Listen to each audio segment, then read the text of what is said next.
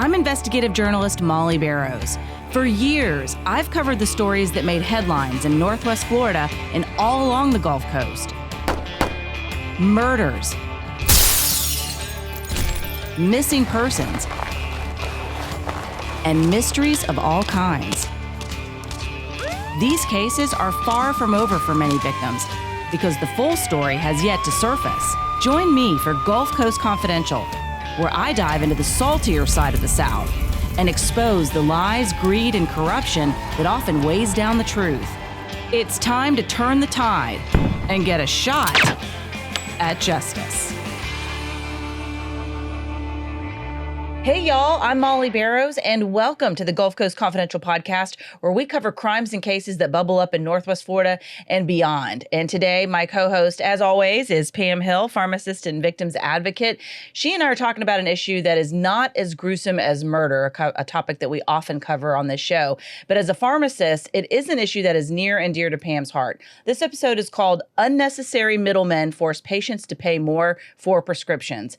Of course, this is a true crime podcast, and what's being done to patients is actually pretty criminal when it comes to how pharmacies are being run. It's a trend that's been happening for decades now. Corruption, greed, and unscrupulous business practices have all but put independent pharmacies out of business. Why should you care as a patient? Well, because that is affecting the price that you pay for your prescription drugs. It's affecting folks right here at home in Northwest Florida, across the state of Florida, and across the nation.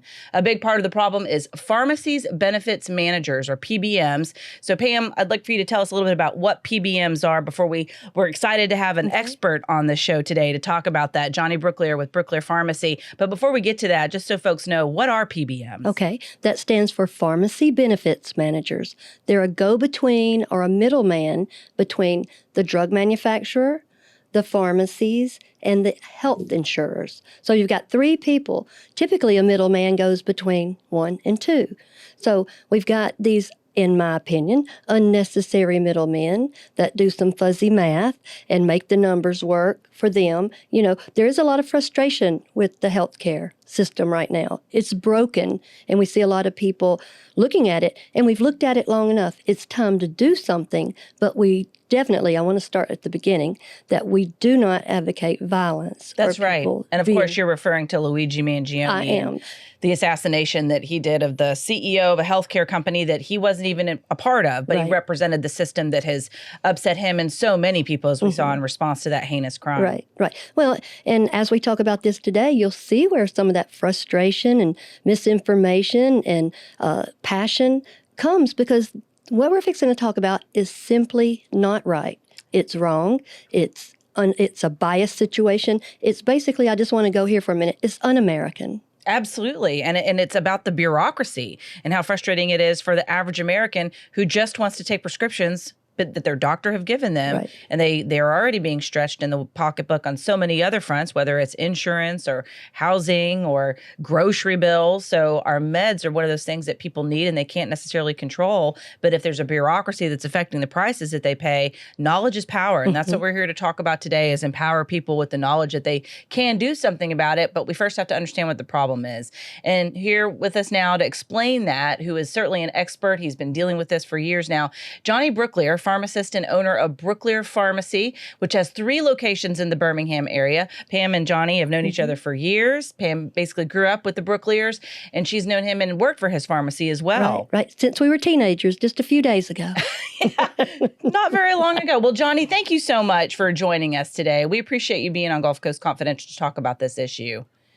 I appreciate you taking up this very important issue. Yeah, absolutely. So first of all, Pam and I were talking about how it affects the prices of prescriptions. How much does it cost to fill a prescription these days, Johnny? Well, I don't actually know what it costs today. I know that a study was done in 2010 in the state of Alabama, and it was $10.64 is what it costs to fill a prescription. And that was done by an independent company. And how does that impact you? So how do these PBMs and these chain pharmacies benefit from these practices, and it ends up hurting independent pharmacies like yourself? Well, what they've done to independent pharmacy, one is they don't cover the cost to fill a prescription. They don't pay the $10.64. And number two, they don't pay the actual cost of the medicine to begin with. And then they turn around and charge the insurance company or the self-insured company what it really costs for the medicine plus a fee. So they're making what we call the spread. They're making that difference when really all they are is like a credit card processor. And that's where they got their start, which is processing claims. So they're making money not only on processing the claim, but also on that spread. Right, right. And let me jump in right here. And rebates and clawbacks and incentives, Absolutely. all kind of things like that. So also with the PBMs, we kind of need to say right here too, there are 3 big PBMs. And one is owned by CVS, one is owned by Walgreens, and there's another one, Express Scripts. So they cover, don't they, Johnny, about 90% of the claims?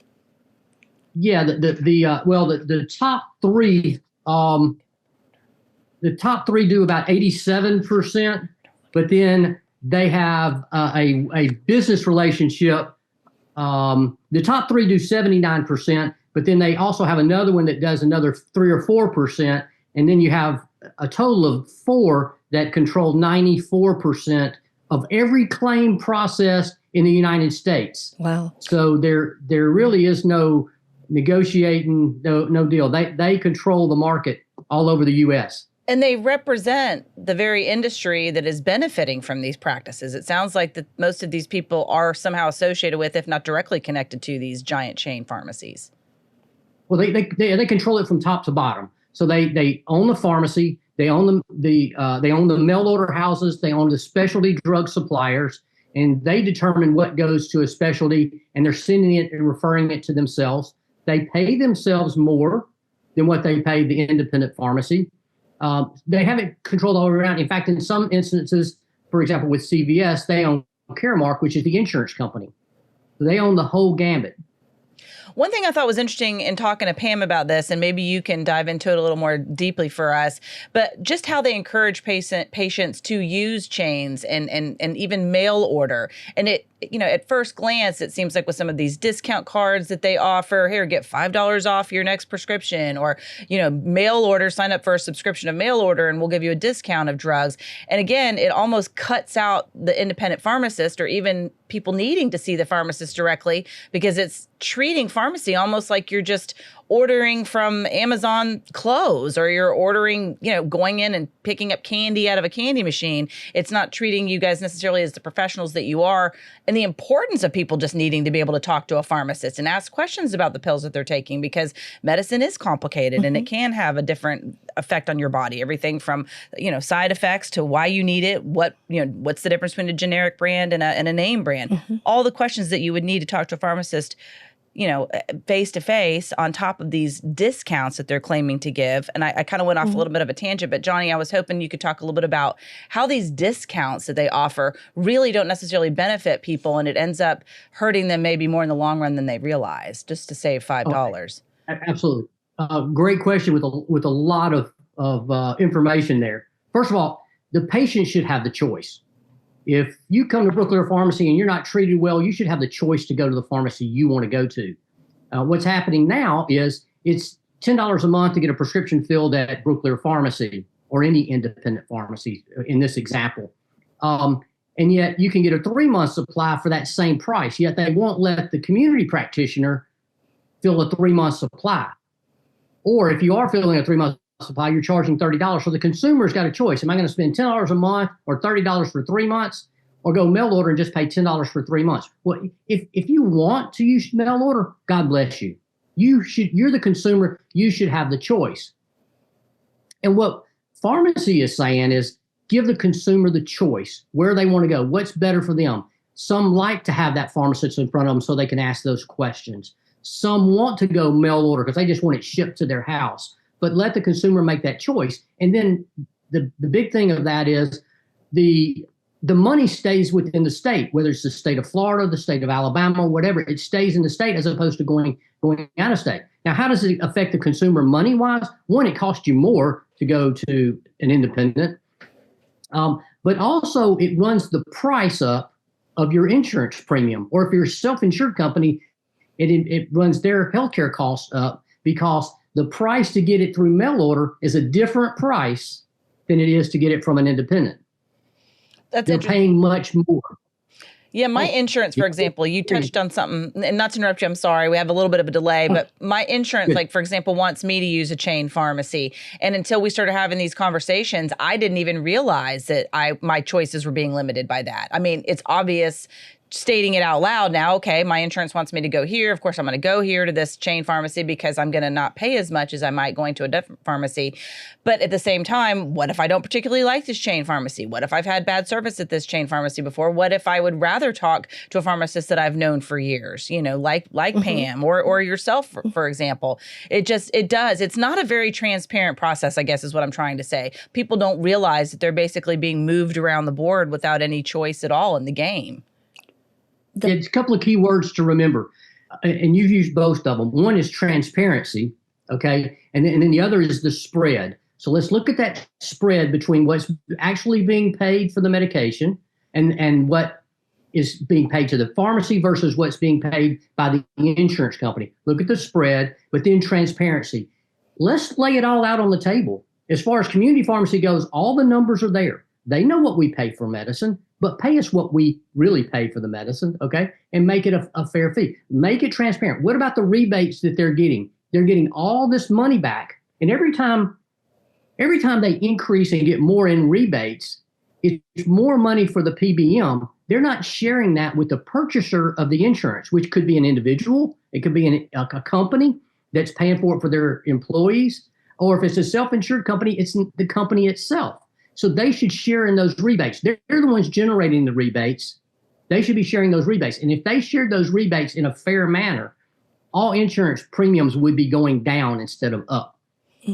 Boy, that's good. To me, that's the kind of knowledge consumers need to have, patients especially. Mm-hmm. Well, if we look at it, anytime you see money rolling around from here, there, everywhere, and the value changes from this to that to the other, that's why I put those dice right there. We're just taking a gamble, because after a while, the other part that we haven't talked about too is that they may move you to a chain pharmacy, but your independent pharmacist and pharmacy is paying taxes here. We all worship together. We go to school together. We sponsor soccer and Little League. The money stays here, because after a while, when they get rid of all the independent pharmacies, then you've got big box, and there'll eventually be one or two of those. And guess what your choice will be? Take it or leave it. Or you'll have one choice, and one choice is no choice. So we've got all that. And the PBMs, I just want to make this clear, the PBMs are owned by the big chains, or they own the PBMs. It's the one and the same. They have skin in the game. Exactly. Direct and funnel the money where they wanted to go. Right. So, I mean, when I went to buy my tires at Vinoy's Tire, I didn't go in the door and go, hey, I need a tire benefits manager to help me. You know, because the man up there at Vinoy's, I've trusted them forever. They're independent. They're a family owned here. I said, I need some tires. And he said, okay. So he and I went back. This plus this equals this. Why is it different in pharmacy? We don't need all these big pencil math, fuzzy math, secret math. I'm telling you, this stuff is what lit Luigi up. Do you think that these PBMs and these chain pharmacies, do they count on the fact that people do need these medications, but they're not familiar with basically, it's almost like it's been made deliberately complicated. Right. Well, why has pharmacy ever been complicated? It didn't have to be. Johnny and I both graduated in 85. Okay, that's 38 years ago. This is how long this has been going on, all our whole career. We both went into pharmacy because we want to help people, and we enjoy that. We got an education. Let me tell you what Five Guys Burgers and Fries does, okay? I find this very interesting that the hamburger, French fry, milkshake place can get this better than we can. Five Guys, the man that's the daddy of the Five Guys, he goes out and he makes a verbal contract with the man in Idaho, because Idaho makes the best potatoes or French fries. He only buys from Idaho, which that's fine because it's got a lot of starch. He has one man that goes out and hunts for him. I guess he's the potato benefits manager, okay? So he's out there doing potatoes. And so what he does, and he only buys Idaho potatoes 10 months out of the year because they go get some Gap potatoes in between. They've thought this out about potatoes. We ain't even thinking this out about this. We're just doing what people tell us to. It is our profession now. But anyway, he does this with the potatoes. They only use certain ground beef. They only use coolers. Anyway, I'm getting into all this. They know what they're doing. We do too. but we've got people telling us what to do. But the way that the Five Guys Burgers and Fries did theirs, they shook hands. All we are asking for is a fair shake. A fair shake refers to a handshake, and that is very American. We know we can't do business as a handshake like the Burgers and Fries place, but guess what? They're opening 200 stores every year. We are closing. How many, Johnny? A year. In the state of Alabama, there have been 200 or 300 closed over the last 3 years. Wow. There's been some discrepancy with the numbers because even certain specialty pharmacies are considered community practice. So the numbers have looked lower, or they've made it look lower because of these specialty pharmacies and these compounding only pharmacies. And so it negates what's actually been closed. But there have been a couple of hundred pharmacies over the last few years that have closed in Alabama. And over the U.S., it's the same way. The South has a higher percentage of independents than most of the rest of the country, but it's drawing down. I think, Molly, I think the public needs to realize that we're not just talking about millions of dollars. We're talking about hundreds of billions of dollars in rebates and those sort of things that are being hidden from the public and costing the consumers more, again, through insurance premiums and the cost of doing business for the self-insured companies. They're hiding that and they're running that up, and it's costing us all. And, I think a great example of that is what we saw during the opioid crisis. Now we're learning through lawsuits and different programs, it's come to light just how embedded a lot of these, pharmacy PBMs, pharmacy benefit managers were in turning the other way, and even not even just ignoring the flooding of highly addictive opioids that were being poured into communities by these pharmaceutical companies, but they were benefiting from it. And I just was curious if you could sort of, that's an addiction. That addiction epidemic has impacted so many families across the country, certainly right here in Northwest Florida. Litigation is still ongoing, and it's particularly against some of these pharmacies that look the other way, and they were also benefiting. Can you talk a little bit about what you saw with PBMs during that opioid crisis and the role that they played in that? Well, the analogy here to me is it took us 20 years to realize what was really going on in the opioid epidemic when it comes to prescription drugs. Well, it's taken us longer than that to figure out the PBMs. And I predict that in 20 years from now, all of the little details that I'm telling you now are just microscopic as to what the big picture is. We've been fighting PBMs since this.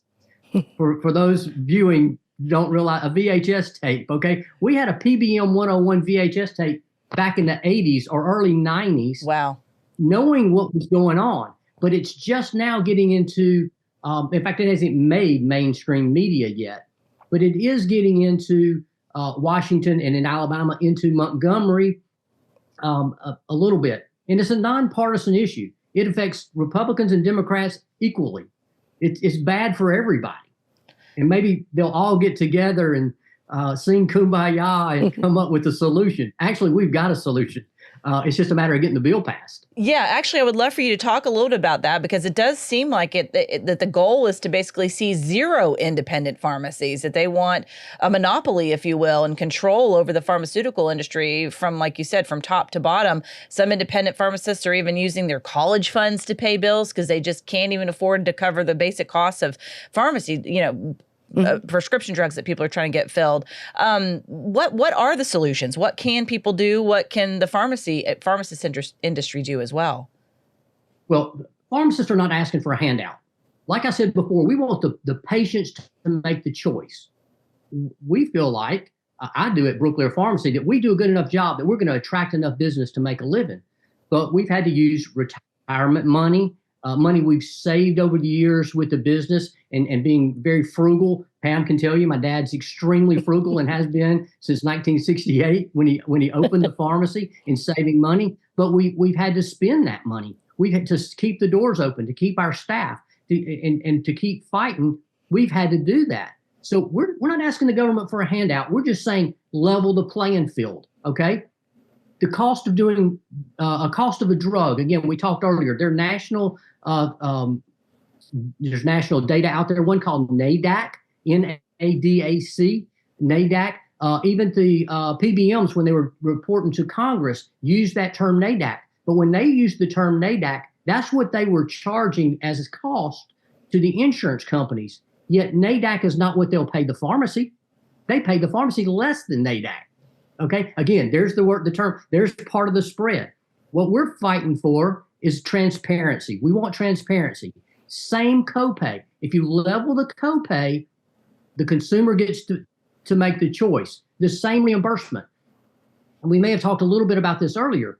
They're reimbursing in one example, a drug, $45 to the pharmacy down the street, where they're paying me like $3 or $2.50. Wow. I've got 20 or 30 examples of that. That's not just some one in particular drug. We're talking about drug. In fact, the drug I'm referring to is atorvastatin, which is Lipitor, okay, generic Lipitor, which is cholesterol medicine, one of the number one prescribed drugs in the country. And they're paying that difference. But why would they pay a chain more than they do an independent? Because they know what it costs to do business. And they want those businesses, their own brick and mortar businesses, to survive. Again, independent pharmacies just saying, level the playing field. Pay us all $10.64, which was the cost to fill a prescription 15 years ago, whenever the study was done. We're not even asking for a raise in Alabama. So it's those factors, and we've got a number of factors. I've got 8 that I want to see in the bill, and they're pretty much in our bill. But it needs to be done in every state, because it's a state issue when it comes to commercial insurance. But then it's also got to be done in Washington for Medicare patients, because Medicare patients are getting burned day in and day out, 24 hours a day, 7 days a week. Because of this, they're paying more in premiums, and it's costing CMS and the federal government more. No, there's no telling how many billions the federal government could save just on the prescription part alone if they open it up, make it transparent. Johnny, you mentioned a bill. Is there a bill pending in Alabama right now to address this? Yes, I don't have the bill number yet. It's been in. There's a service, I guess every state may have it, where you send in what you want in the bill, and then they write it in legal terms and make sure all the I's are dotted and T's are crossed and all that. So there will be a bill that will come up in the legislature, and we've been talking to legislators all over the state for this all summer long and until now, and continue to. I know they're sick of my texts and my calls, my emails, but until it passes, I'm going to keep on. I don't blame you. In Alabama, if we can get it to the floor, it will pass, both House and Senate. But you know the political games and how they go. I mean, it goes way back. It goes back to, at least in Alabama, back to when women were trying to vote. It passed the House one year and not even make it to the Senate. The next year it would pass the Senate and it would never make it to the House. So it never would have to vote on it. But if we can get the leadership to bring it to the floor in both the House and the Senate, we feel very strong. Now, we don't have enough money to fight it like the PBMs do. I mean, they came in all kind of corporate jets flying into Montgomery, fighting it the last time. They put out a bunch of lies. If they want to fight with truth, they don't stand a chance. But as long as they've got the lies on their side and they've got the public believing the lies, the media believing the lies, they first said it was a tax. It has nothing to do with tax. It said it was going to raise Medicaid prices. It doesn't affect Medicaid. Said it was going to affect Medicare prescriptions. It doesn't affect Medicare, Medicaid, none of that. And yet one lie after another, they kept perpetuating through the news media, and none of it was true, but yet that's what everybody heard. So we're trying to fight all of that and trying to do it from a grassroots effort.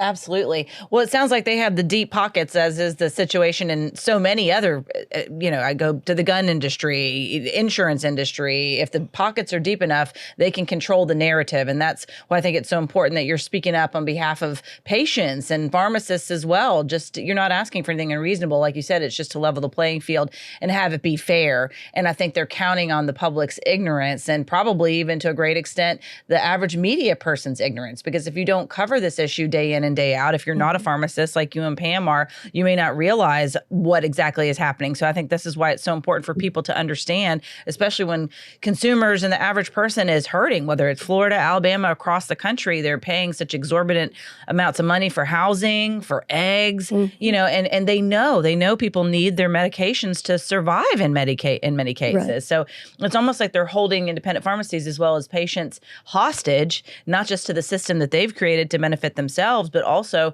to hostage to their own health care. Like they can't really fight it, especially when they've been kept in the dark deliberately. So it sounds like. Right. Well, remember we talked about the take it or leave it choice. We've also got these PBMs and these powers that be that have something known as a gag clause on some of their contracts. It's like, don't you dare tell what's going on here. The transparency and accountability, if we have that in everything we do, even our regular life, that helps because then there's no hiding. We see where there's a lot of money in healthcare, big pharma it is, and you likened it like the opioid crisis. They had salespeople, or let's just call them their PBMs, out convincing doctors that the way to go was to prescribe OxyContin 80. That way you can make 80 times what an OxyContin 1 was. There's no such thing as OxyContin 1, but teaching them that. So we have to speak up and talk about it. This is our profession, and I don't know that it's ignorance. I think it's trust. When someone tells me something, I've got the mentality that if your word is no good, you're no damn good. So this is what we're dealing with. And I also wanted to talk about the discount cards that we kind of skipped over earlier. Yeah, like these. Right. Good RX, that one aggravates me 24 hours a day, 7 days a week. Prescription savings card, it says. Throw that out over there. Lies. Right, lies. Okay, let's talk about money for a minute. This Good RX, they sell nothing, they produce nothing. What they like to do is go around and saying, you know what, those pharmacists, they just flim, flam, rim around. They just jack up the prices, hither, wither, and yon. Because we're the people there. We're the people that love you and care about you, but we're also the people that are there that when you're frustrated. So we understand that. This Good RX card, sometimes doctors will have the nerve to put across their prescription, give them all these numbers on here, and they can bill it that way. They come in our pharmacy with that. This is a PBM. This is a middleman. You've got two CEOs of this company that make, follow me now, $497 million each. Wow, a year? Those are their salaries? Yeah. Wow. Do you know how much Tim Cook makes of Apple? He just makes $200 million, Bless him. But I mean, people, the Brian Thompson made $10 million. Yeah. So it's all relative, but there's a lot of money rolling around, and they have us scraping and bowing and praying and doing everything in the world that you will be honest with us. If you can pay big box $45 for the prescription and you're going to pay me $1.91, that's what Johnny said. He can stand up at his front register and sell Snickers candy bars all day and make more profit than filling a prescription, because at the end of the day, he's going to be paying someone to take the prescription. Well, basically, they're just deliberately and slowly cutting the lifeblood out of the business. Right. And I, as a consumer, I deliberately go to local. I know you do too, and I know Johnny does too, because, I mean, it just makes sense. The money's going to stay here. Those are our friends. Those are the people I trust. I have worked for the big chains and stuff. I couldn't tell you how much anything costs because they don't let us know. And I want to make sure that we're real clear here. The pharmacists that work and technicians and the staff that work for the chains, they're not the enemy. They are our brothers and sisters in our profession. We love being pharmacists. There's nothing else I'd rather do except this podcast with you. Yes. But it's along the same lines. Exactly. It's helping people, and it's using your gifts to do that. Right. So there's a lot of frustration, and sometimes this money goes out of the country even, where some of these big folks have their headquarters or have another place. Right, you talked about Ireland and Switzerland. Right. Of course, Switzerland, as we know, big for, hiding money, if you will. Heard about a Swiss bank account? Right, I know. I'm not there yet. I don't have enough to put into a Swiss bank account. Maybe one day I too can be a swindler. Right. But no, I tease, of course. But yeah, you mentioned Ireland too, because that's where the home base of one of our big chain pharmacies is. It is. And I mean, it's just a big old hoot nanny flim flam rim around, re-daggum ridiculous. So when we go to legislators, we need them to listen. I mean, 1 + 1 = 2. It always will. But there is such a shell game. And so a rising tide lifts all boats. Why can't we be fair all the way around? This is they what wouldn't bothers make as me. much money. I know, That's what right? it sounds well, like. I mean, there's time for that to stop. I mean, there are so many professions that are gone now, and we always go, daggum, I sure missed the good old days. Well, you're going to miss us when we're not here anymore. There's a song called that, ain't there, Johnny? There it is. God, you're going to miss me when I'm gone. Well, it is interesting. You know, I've been reporting since the mid 90s, and anytime there was an issue that came up with drugs or prescriptions, we would head down to an independently owned pharmacy right around the corner from the station. And it was just, you know, one of those things you're always looking to what we call localize a subject. You know, oh, well, they've raised prices or they're going to cease to make something. You know, can you give us your thoughts on it? Well, within 10 years of me reporting, I would say between, you know, late mid 90s to, you know, mid early 10s, those independent pharmacies started closing their doors. And the only options that we had to quote unquote localize the story would be your chain pharmacies. But guess what? They don't make it easy to talk to the local media. I don't know what it's like to be in the national media and try to knock on their door and get an interview. But a local yokel like myself in Pensacola, they might as well. It wasn't even, not even a blip on their radar unless you're going to report something negative about them. Yeah, you're not going to get it because there is a policy about that. You cannot speak to the media. They have media persons that do that. I mean, putting this all just in very simple terms, we got a lot of Pinocchio Joe going on around here. There's a lot of loose money, and this needs to stop. They need to listen to the independent pharmacists and see what we have to say about it. All we're asking for is a fair shake. And Johnny, I would love for you to wrap it up for us with some final thoughts as well. But from what I understand, Pam was telling me, too, that the Federal Trade Commission is investigating these PBMs, wanting to know where all this money that they're making is going. Can you update us on that and maybe some final thoughts on what we can do to fix this?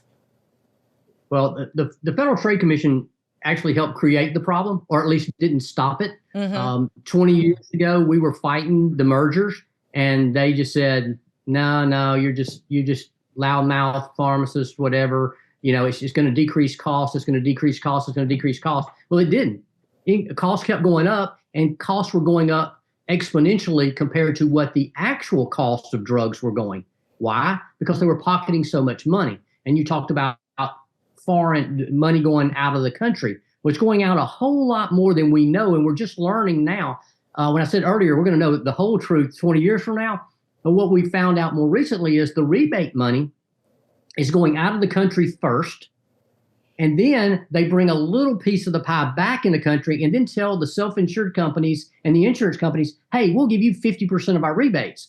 Well, 50% of the rebates that make it to the U.S., they don't talk about the billions of dollars they're putting in these other bank accounts offshore foreign countries and stuff. So you don't see all that. The other thing is something that's huge across the country. Healthcare deserts. Don't know the Florida situation on that, but I can tell you Alabama's. Healthcare deserts is where you don't have healthcare providers. In Alabama, there are 4 counties with only 1 pharmacy. Wow. Counties. Now, we're talking about cities. We're talking about counties with 1 pharmacy, and all 4 of them are independents. When they're gone, that's it. Okay? Then there are 11 counties with only independent pharmacies. There may be more than 1 pharmacy, but they're only independents. Again, you're going to miss us when we're gone. That's 11 counties in the state of Alabama that will have no pharmacist at all, no pharmacy at all once that's done. The only reason why they're surviving today is because the Alabama Medicaid program under the pharmacy side of it is done without a PBM. It's transparent, it's open. All the rebates go to the state, and they're able to survive, and they pay pharmacy exactly what pharmacists are asking for now, $10.64. Now, I don't say that it should stay at $10.64. We just thought that was a number to start with initially because that's what was done in the original study 15 years ago. Okay, so we thought that was again a fair place to start. Transparency, cutting out the spread, allowing pharmacists to tell patients the truth. We're not allowed to tell them what their plan is paying them. Those sort of things have to be passed again on the state level and also on the federal level. That will help get healthcare costs, at least the pharmacy side of healthcare costs, under control. Well, Johnny, it sounds like legislation is the key, and I need to look into Florida and see if they've got any bills that they're considering. But whether it's Florida or Alabama, it sounds like pharmacists as well as patients need to contact their legislator in Alabama, especially say that they support these changes that you guys are pitching, and then also find out what's happening in Florida. Because, you know, as I'm sure Pam has mentioned to you, and you may have heard before, we've talked about a lot of medical issues and laws that regulate the safety of patients in a doctor's office or under a doctor's care, and pharmacies are no different. Basically, patients are putting their trust in pharmacists, and they need to know that the person that they're going to is someone that they can trust. An independent pharmacy, somebody local, is someone that they know, and you can have a direct conversation with. These chain pharmacies, as we see, not as much transparency, perhaps in it to benefit themselves and not so much the patient. So a lot to unpack here, and I appreciate you spending time with us.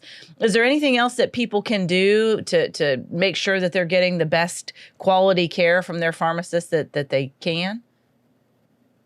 Well, I think talking to your legislature about PBM reform is important. We can't do it without the public. I think we're just doing it for ourselves. We're in the game completely, but so is the community.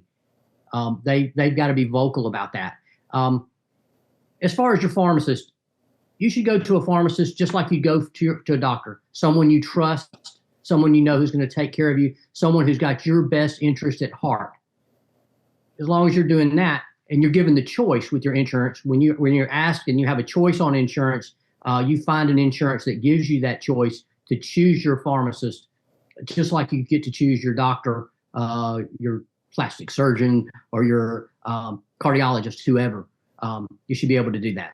Outstanding. Well, Johnny, thank you again for your time. Anything else that you think would be important to add that I didn't ask you about? We could go on for days. Okay, I could keep you going, but yes, we could. Thank you for having me on. I enjoy your podcast. They're great. But if you have any more questions, you want to do a part 2 or do something else on PBMs, I'm more than happy to come on. I've got some other people who know much more about it than I do who could come on and talk more. So I appreciate what you're doing. Keep fighting for the people of the whole country, but Alabama and Florida in particular. Yeah, give them a voice and give them a choice so that they're not just held hostage by these deep-pocketed corporate pharmacists, if you will, these corporate companies. So again, well, Johnny, thank you for fighting the good fight there and looking out for the little person, because people do need a voice and they don't realize that they're being taken advantage of. So if it weren't for, ethical folks like yourself, then people would be left in the dark and would just be completely at the mercy of these corporations, right. Pam. And this is what kills me about corporate America in general. And I think that's why we saw, even though we condemn Luigi Mangione's actions, it's this frustration against institutions, and you can't get a real person. You can't put your finger on just one person who's responsible per se. So what does he do? He goes out and shoots a man that's a CEO that has nothing whatsoever to do with his personal situation, but he represents the industry that has gotten people so frustrated because they feel so powerless. And this is an opportunity, even though it's not flashy and it's not vigilantism, it is educating yourself and taking the time to contact your legislator and say, hey, this isn't right. I do want a choice. We can't be putting these independent pharmacies out of business. Or whether it's, pharmacies or any industry, corporations that control so much of our media too. It's difficult for people to know who to trust and to even understand who's in their corner. But for sure, that's what we're trying to do, is point that out. Right. Well, and I'm grateful for journalists like you that are investigative journalists and are honest, and I can trust what you say. People can trust us.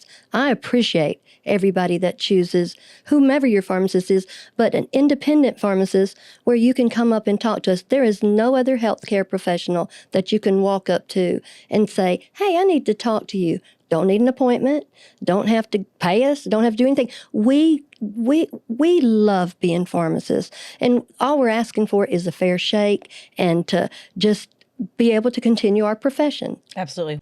Pam, thank you so much for coming on and talking about this very important issue with us. And Johnny, we appreciate you being on too. And if you as the patient have any questions or you want to learn more about this, and we've got Johnny's contact information there on the screen. You can reach out, learn more about it, and also how to get in touch with your own legislator if you want to encourage this kind of reform, because it sounds like it's certainly something that's needed. Well, that is it for this episode. Unnecessary middlemen force patients to pay more for prescriptions. We thank you for joining us as well. I'm your host, writer, and producer, Molly Barrows, with co-host and researcher, Pam Hill. And a big thanks, as always, to our director, editor, and production engineer, James Roy. Remember, you can listen to more of our Gulf Coast Confidential conversations wherever you listen to your favorite podcast. You can also watch on the Gulf Coast Confidential YouTube channel. We would love it if you would like and subscribe, and we will see you next time.